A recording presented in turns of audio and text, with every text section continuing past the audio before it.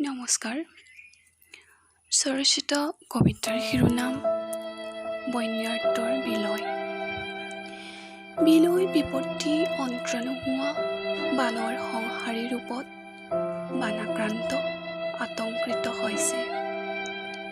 অস্বাভাৱিকভাৱে পানীবোৰ বাঢ়িছে।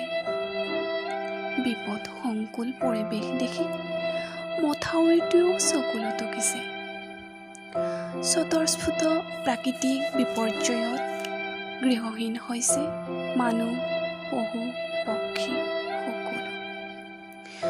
প্ৰকৃতিৰ ৰম্যভূমিত এতিয়া বানৰ বিভীষিকা।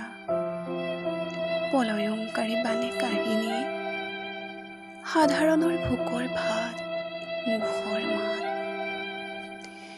পোহনীয়া জীৱ-জন্তুকেইটাক বানে উটুৱাই নিয়াৰ দুখত কোনোবাই হিয়া উজাৰি কান্দিছে। অনাহাৰ, অনিদ্ৰা আৰু অচিন ৰোগাক্ৰান্ত হৈ কোনোবাজনে ইহ সংসাৰ এৰিছে।